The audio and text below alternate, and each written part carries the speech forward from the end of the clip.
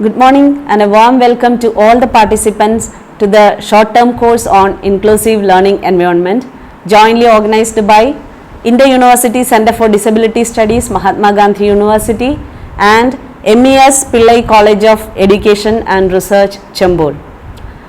Before starting the session, let me introduce myself. I am Dr. Hena Ennan, Faculty of Inter-University Center for Disability Studies. Our center started in 2011 and it is working in the field of disability research, training and extension services. We have a lot of short-term training programs and other academic activities. We conducted seminars, national and international seminars, workshops, and we take up so many projects too. And one of the prestigious projects that we have done is strengthening the emergency response capabilities of the differently abled, funded by Kerala State Disaster Management Authority, Government of Kerala. Through that project, we have trained around 3,000 persons with different disabilities across the state, and which has been recognized by United Nations and other prestigious organizations in the field. So, today we are going to discuss about inclusion. For the last 4 days, you may be discussing about inclusion, you may be hearing about inclusion, and all the topics that we are learning here is about inclusion. When we think of inclusion, let me quote a sentence by Mahatma Gandhi, which is, our ability to reach unity in diversity will be the beauty and the test of our civilization. So, what Gandhiji meant by this statement is, inclusion is a part of civilization. That means, inclusion is not just including people into a particular system or including person into a particular system. It is all about civilization. It is accepting the diversity of people. So today we are going to discuss about inclusion. So you might be discussing about inclusion for the last 5 days.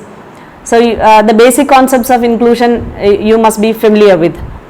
If you Google, you can find a lot of definitions about inclusion, and Wikipedia will give you a detailed note of what is inclusion and what are the concepts and the beliefs behind inclusion and all. Here we are just focusing on the inclusive environment. What do you mean by inclusive environment? That is the major focus, and we are discussing these points, this broad topic under 3 subheads. One is school as an engaging inclusive environment, and the second is the role of family towards inclusive environment, and the third topic is role of society towards inclusive environment. So without considering all these factors, we cannot move forward or we cannot discuss about inclusion. You might be familiar with inclusive education, and you know what are the concepts and what are the accommodations that in inclusive education people must do, or the authorities must do. We have to think about inclusion. So if you search in the websites, as I told, you can see a lot of definitions about inclusion, and when I searched in PubMed, I could find inclusion something related to microbiology and all, and I was again searching for social sciences and inclusion. You can see a lot of studies, social science studies that have been done in the field of inclusion. So I am not just focusing on educating children with disabilities. I wish to focus on all the aspects of inclusion that can be addressed, especially for persons with disabilities and those who are disadvantaged. So what do you mean by inclusion? In that concept, what do you mean by inclusion?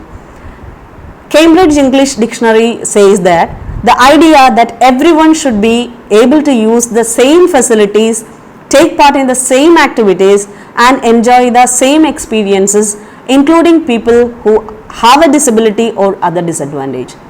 So that is the core concept of inclusion. But when we talk about inclusion, we are only thinking about this education of children with disabilities. That is not the concept. We need to think about in a human rights perspective. We were talking about charity for the last hundreds of years. We were talking about charity and providing some facilities and some support or help to persons with persons who are disadvantaged than us, right? But here everything should be in human rights basis. So inclusion, the basic concept or the philosophy behind inclusion is human rights. Each and every person in the world has equal access to all the resources in the world. That means if I have accessibility towards something, and everyone should have that ability to reach or ability to enjoy that resource. That is the basic concept of human rights and inclusion. So here what Cambridge University's this definition says, it is the idea everyone should be able to use the same facilities, the public facilities that everyone should everyone can must be using that. Then take part in the same activities. Let me just say an example. If you go to a public place in our country, in India, maybe some people in this platform may be from other countries, and you can share your experience in that field that I have given as an assignment, and what are the accommodations should be given to persons with different disabilities. I have specified just 4 disabilities, that is just for the assignment. I have given that 4 disabilities. Now here we need to think what all accommodations should be done for persons with disabilities. And when we think of human rights, it is more than that, more than considering or providing an educational support to a person, or providing some basic amenities for persons with disability. That is not just needed. We need a wide perspective, wide spectrum. And if we come to this educational part, what all things a teacher should do when we consider the educational part, that is the most important part we are discussing for the last 4 days. So we were talking about integrated education, we were talking about separate education, and we were talking about inclusive education and all, and you are very much familiar with all these concepts. Here, what all the facilities should be given to a child with a disability to include in a classroom? We need to think whether our schools are ready to occupy a child with a disability. What all barriers that the child faces, that you might have discussed in Dr. Baburaj sir's class, barriers to address inclusion. The most important barrier that should be removed is that attitudinal barrier. Attitudinal barrier, as we all know, people think that we are giving some, there are several type of attitudinal barriers. The first thing is considering a person with a disability, how these people are considering person with a disability. The children are considering a classmate with a disability, how a child is considering a classmate with a disability, or a teacher is considering a child with a disability.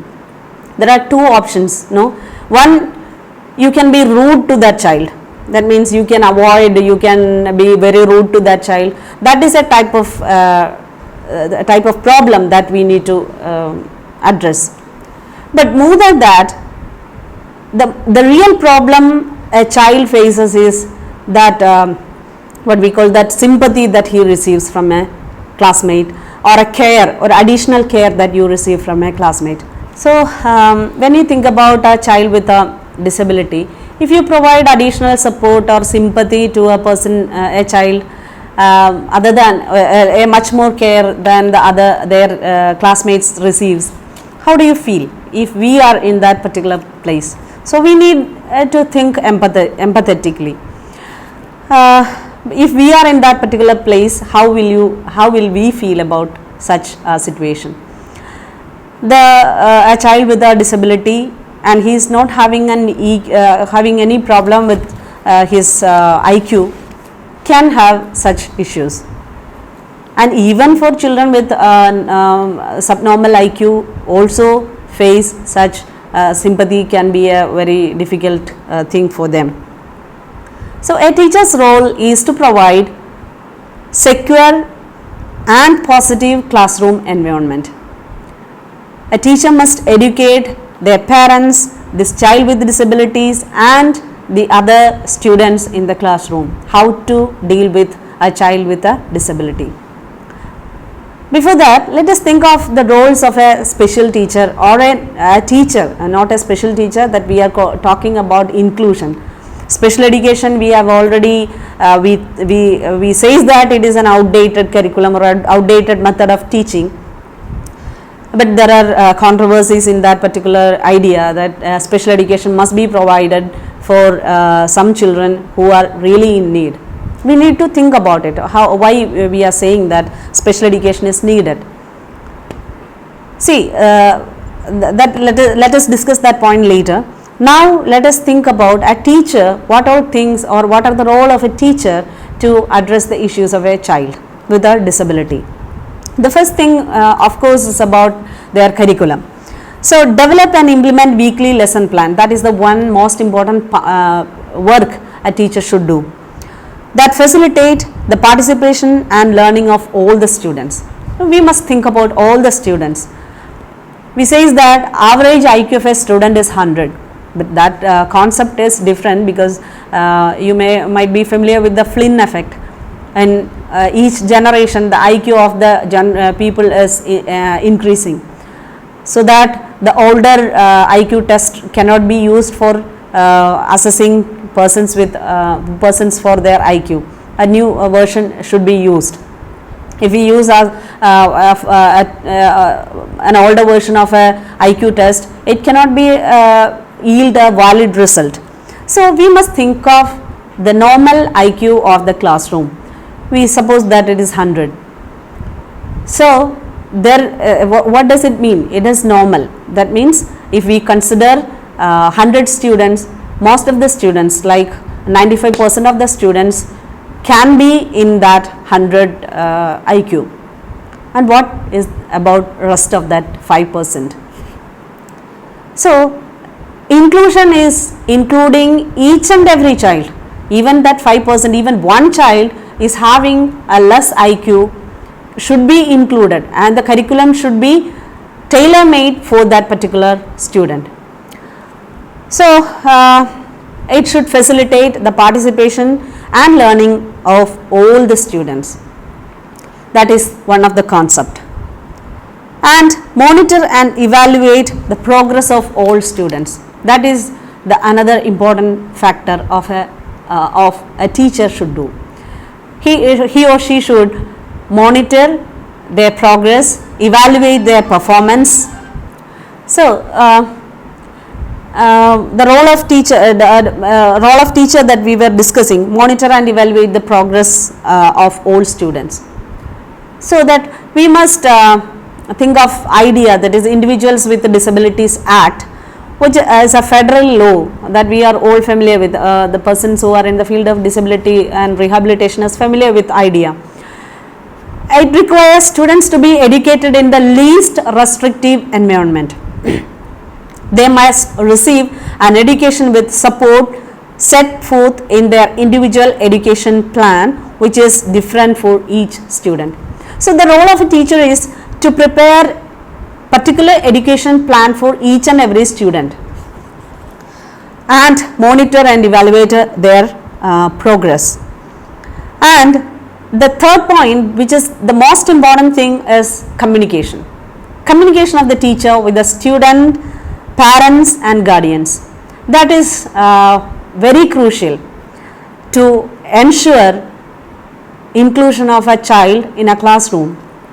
Communication is very, very important, which removes the attitudinal barriers for both for children, both for students with disabilities, their parents and even for the teachers. And a general teacher and a special teacher. That we are in Kerala, as you all know, there is a system. Special teachers supports 2 or 3 schools to provide additional support to children with disabilities. So these teachers, these special teachers are moving from one school to other in a daily basis.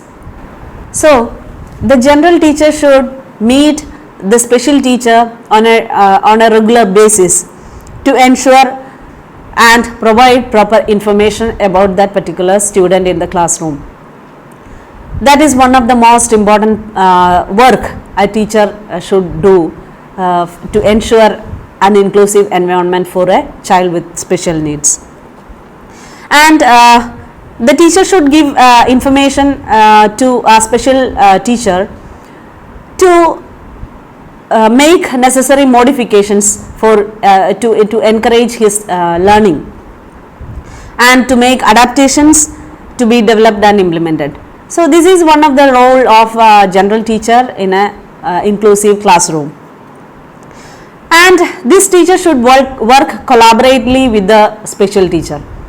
So what is the importance of working collaboratively with the special teacher is to ensure the inclusion of a child, to ensure the complete participation of a child in a classroom.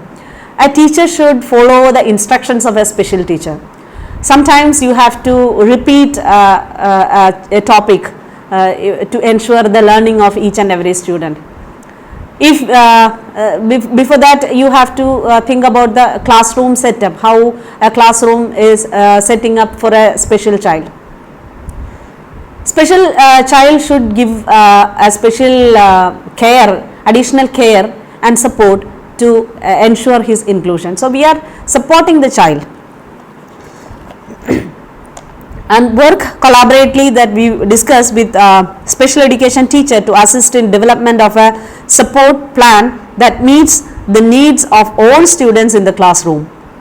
Assist in the development of the special education teacher's schedule and supervise the completion of designed activities when in the general classroom. So an IEP should be prepared, that we all know. An individualized education plan considering the abilities of the child and the weak points of the child. An individualized education plan should be prepared and implemented for the maximum benefit of the student. And keep the special education teacher informed as to the performance of students with disabilities in the class on a regular basis. That we already know. That communication should be proper, otherwise the child might suffer. See, if a child is having problem or he is showing some improvements in his studies, and he is having a problem in a particular behavior, like a repetitive behavior, or a problem with some children with ADHD, attention deficit hyperactive disorder. If such a child is in the classroom, it will be very difficult for the teacher to address or to handle that child. So we must or the general teacher must give additional activities for that particular child to him, to engage him, right? What are the additional activities we need to give that particular child according to his capabilities and problems, should be communicated with the special teacher and even with the parents. And the general teacher need to make sure that they understand their role and expectations. General education teachers must collaborate with the special education teacher as to the role and assignments of both the students with the disability and the paraprofessionals. So not only the special teachers, we need to interact with the paraprofessionals also, like a speech therapist. If that child is if a child in your classroom is having problem with speech and language problem, then you must coordinate with the special teachers. And sometimes a clinical psychologist help is needed, a psychologist help is needed, even some other professionals. So incorporating all the professionals is a very, very difficult task, and that is the most important task to ensure the child's best performance and the child's best inclusion in that particular classroom. And another thing, when we consider about the general students also, to understand the student is very, very crucial. Children are they have different abilities, different skills. So we must understand the interest of the student, in which area this child is very, very good, and in which area this child is not so good. So we need to understand these strengths and their weaknesses, and what are the opportunities that we can use to engage this child, to help the child, to include that child into the classroom. So that are the main points. And while we preparing the module for teaching, it is very, very important that you should make each and every child to attend your lessons. For that, what we should do, we must make it interesting. So when you consider the primary level, you must add you can add a lot of activities. Nowadays in Kerala, we started online teaching program for children, for all the children around across the state. So the teachers from the primary classrooms, they are using a lot of props to help the child to learn better. Like they may be using puppets, they may be using some experiments, some songs and some photographs, pictures, and it is very important to make your teaching interesting. That is the role of a general teacher, to include all the children into the classroom, to engage all the children to the classroom. Otherwise, what will happen? We must think of a very bright child in the classroom and a child who is not able to learn very quickly. So you need to repeat 2 or 3 times for that particular child with problem. But it can be very, very disturbing for the other one. Like a very brilliant child, he catches everything in everything in first from the first delivery of that particular topic. That child can learn very fast. So he can be a problem creator in the classroom, because he learns everything and the teacher is repeating.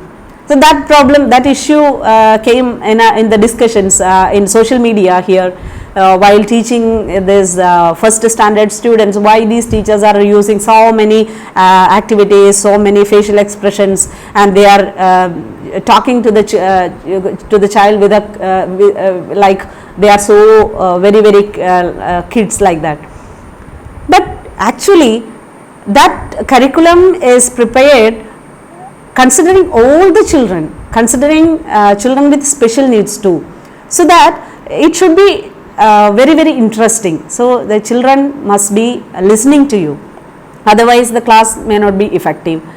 But the problem is about while considering these children, the problem is the other one who is having in the upper crust of this level, intelligence level, can create problems in the classrooms. In the primary classes, they can repeat the thing, or they make problem behaviors. So that also should be addressed. So the teaching should be focusing on the average student and the bright student, and also the student who is not so well in the class.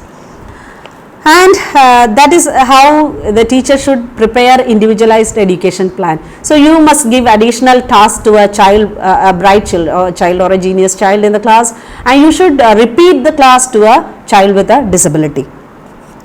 And the most important thing a teacher should know is the eye contact with the learners. If you are not properly contacting your or properly looking at your children, it will be very, very disgusting for that student to learn. And even not for primary schools, even in college or in a classroom where you are going to teach the child, teach the persons who are adult also, you need to maintain the eye contact. That is one of the most important modification that you should be aware of in the classroom. So teaching or classroom engagement is very, very important regarding while considering a general teacher in an inclusive classroom. So as we discussed earlier, curricular adaptations should be done for this child. Like you must adapt the curriculum for this particular child according to his abilities and disabilities. That is one point that we need to understand about a general teacher. And providing support system, like this child has several support systems, like a speech therapist, as I told earlier.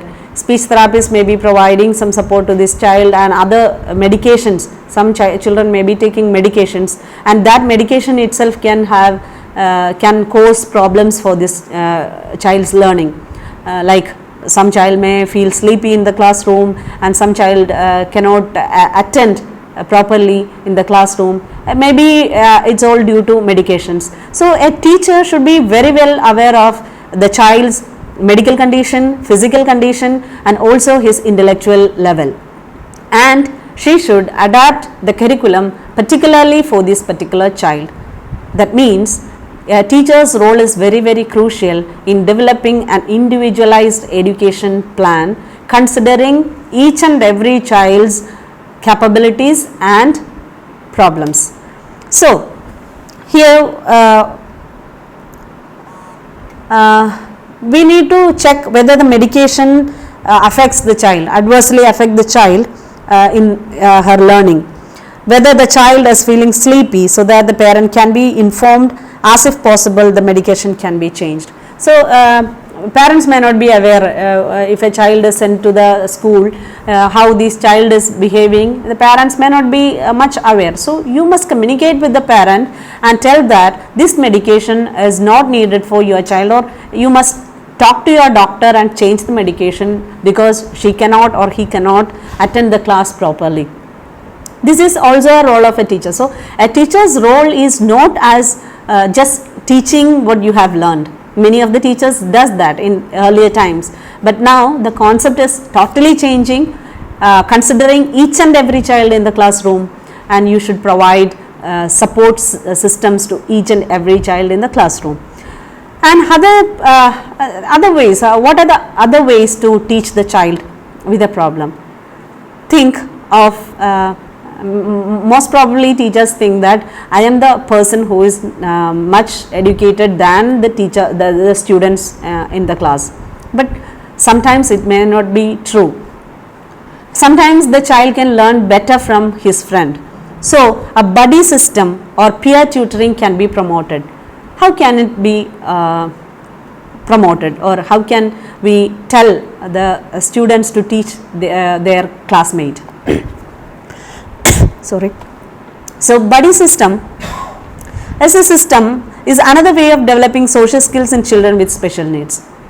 So you can teach the child or encourage the child to interact with their classmates, so that he can develop a lot of skills, communication skills, interpersonal skills, and sometimes how to engage in a society is learning from this peer tutoring. As we all know, school is not just for learning something. It is learning to live. That means the child learns how to behave in a society is from the classroom.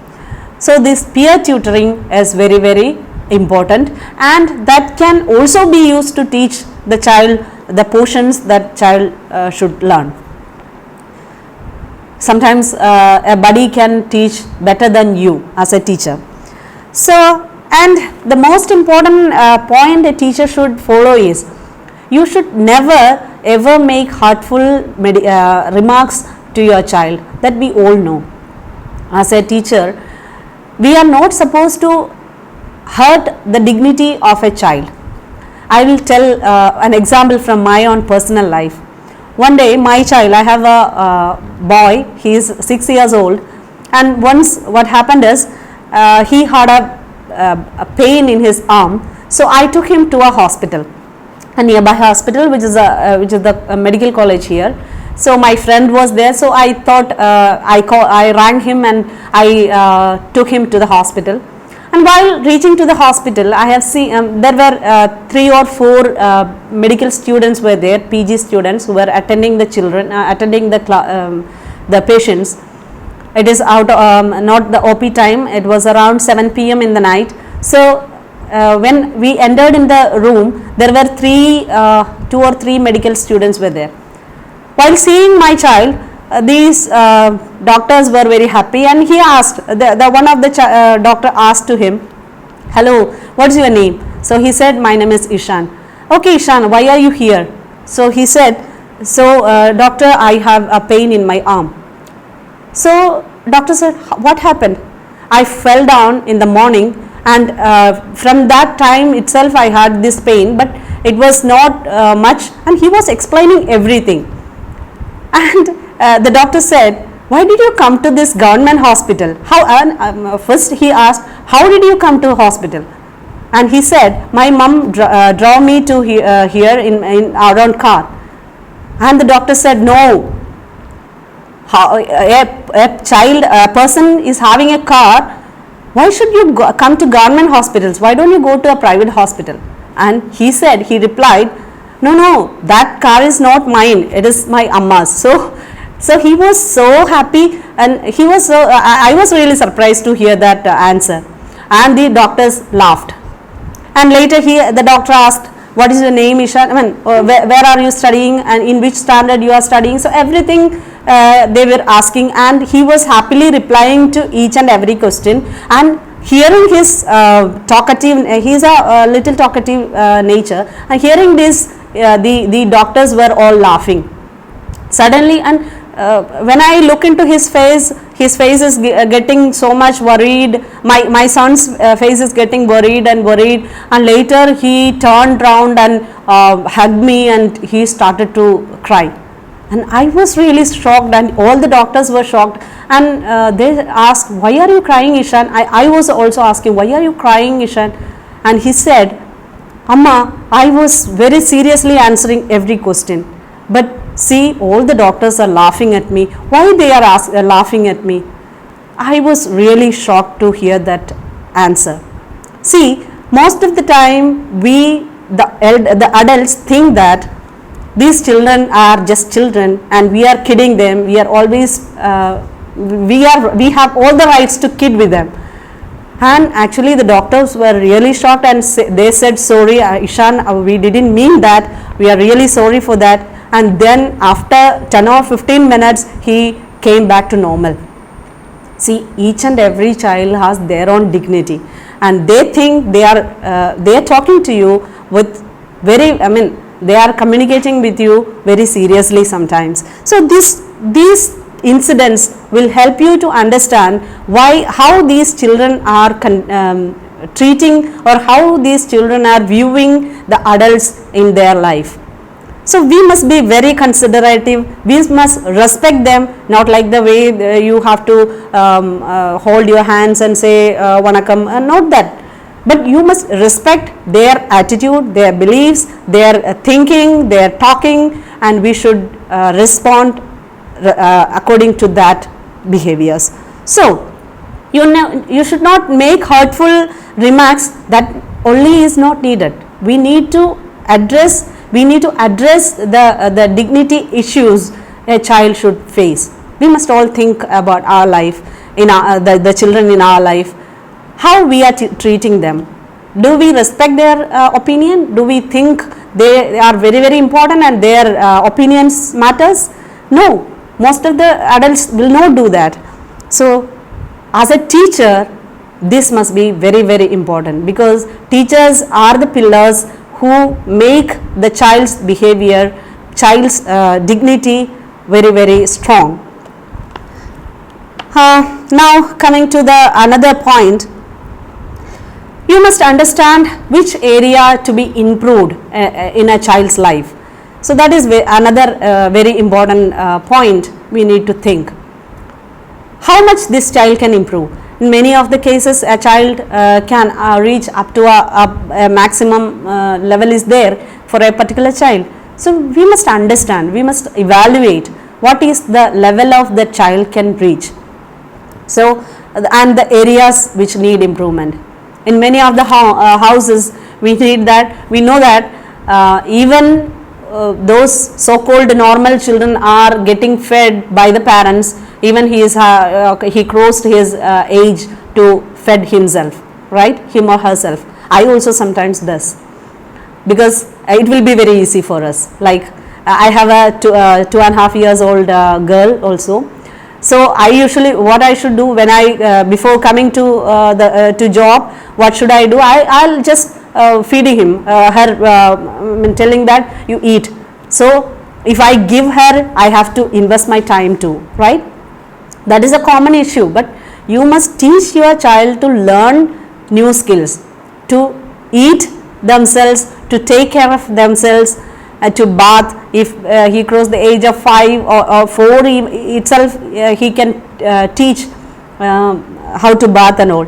And when you consider a child with special needs, what most of the parents do is, see, my child is having a problem, so I will help him to do that or help her to do that, do everything. That is not good. And you should communicate as a general teacher, as a person who is aware of disabilities, must communicate that a child with his residual abilities should do what all things he can or she can do. Then only he can or she can learn new skills or improve their skills. So to understand the improvements a child or the areas that need improvement is very, very crucial. And avoid labeling of a child. So labeling can affect the self perception of a child. If you label a child with a disability, like a child with disability or child with such a problem, a child who is what you say, sometimes the teachers may use very, very harmful words to express about their child. That is not good. And you should avoid labeling and work in collaboration with the family and resource teachers. That we were discussing about how to engage your resource teacher or how to interact with the resource teacher, and also for resource teacher's part, that teacher should interact with the general teacher for each and every one of their child, right? General teacher should understand the day-to-day activities of the special teachers should understand the day-to-day activities of the child in the classroom, how he is behaving, how he is improving, like that the parent should, the special teacher should understand.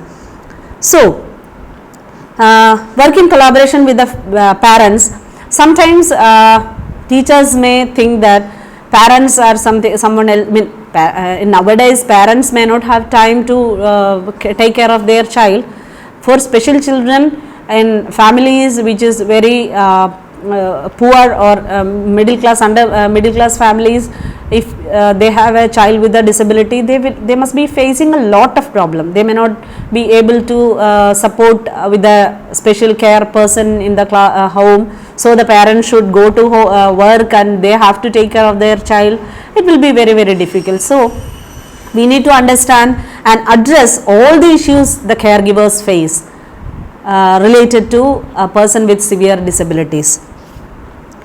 And sometimes we must be empathetic, not sympathetic, right? Empathetic with the child, with the parents, and with the other children. Empathy is one of the very, very higher level of consciousness, I should say. It's a higher level of consciousness. Empathy is not a simple thing that as we all think. It is very, very important. If you don't have empathy, you cannot be a civilized person. I will tell you an example.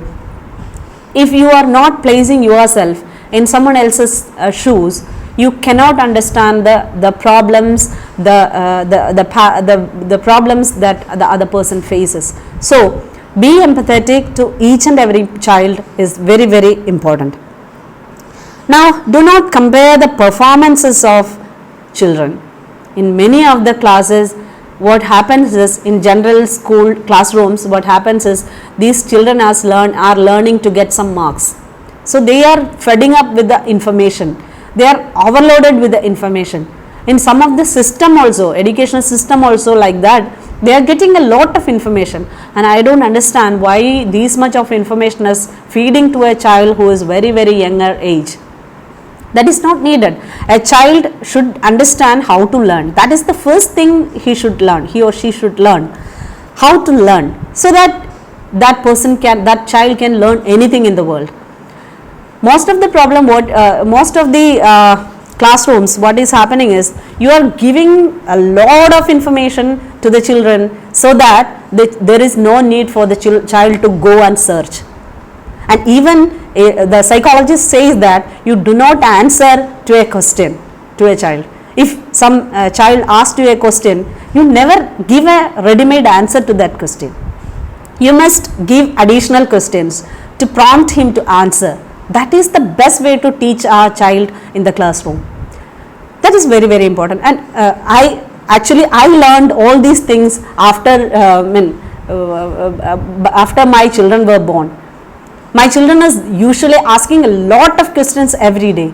So in the earlier I used to answer, if he asked something, Amma, what is this? So I'll answer, this is that. Nowadays what I do is, I will not answer. So I will tell that how it looked like, and where did you get it, and how it came there. So that type of leading questions can help him to learn much better. So this is very important even for special children, children who need special education or special support. This method can be used. So these are the methods that help the child to get involved in the classroom. If you give a ready-made answer, that is a closing of the teaching learning process. The child asks a question, then you provide an answer, then the point is over, the class is or the communication is over. That is not the way you have to do. Even with your children, there may be a lot of persons who are hearing, who are not teachers. So you must communicate with your younger ones in your premises. The way you have to give them more questions, so that they will find answers, and that will help him to develop a scientific mind, to investigate more about that particular point. And learning problems may feel inferior, and that may lead to low self-esteem. If you have some problem, if a child is having some problem and he feels that he cannot learn, so what will happen? That child may feel inferior to the other children. So that can be avoided. That means everyone can learn. Everyone has their own capacities to learn, but the way they learn is different. That way, to understand that way, is the role of a special teacher, a very talented teacher, and that will help any child to learn very well according to his capabilities. And child never get ridiculed, that I mentioned about that story, and discuss the problems of the child with the family, and also with the child itself. Sometimes we feel that this child is not understanding anything, but that is not the way. Even from the younger age, they have their own choices, and they will tell you that this is my choice. So that choices should be respected, and you should ask their interest. You should ask their opinion about that particular, what is their opinion, what is their interest, so that they will learn, they will develop as a very good individual, or a very having a person who is having good self-esteem. That is the point which I wanted to express. Now, what is the basic concept of inclusive education? That we already told. Every child has the right to learn, or every child in the world has a right to education according to his or her capacity, whether the capacity is small or great. This we must understand. The basic concept is all can learn. whatever the disability, all can learn something, and all are different. We see, we were saying in the first slides, first part itself, that we are the curriculum is focused on the average student. Curriculum is framed as per the average student. That concept is getting faded day by day. Now we are thinking that each and every child is unique, and each and every child has unique capabilities to learn. So all are different, all can learn, and all belong to and have a role in the society. So the basic concepts, as I mentioned, is all can learn and all are different, and all belong to and have a role in the society. Societies are involved in creating difference, and difference can and should be valued. I was mentioning in the first first half itself that what Mahatma Gandhi told is our ability to reach unity in diversity will be the beauty and the test of our civilization. So a civilized society, a civilized environment is which respects the difference of persons with persons, each and every person, not persons with disability, not the underprivileged, but everyone. So the test of a civilization is actually inclusion.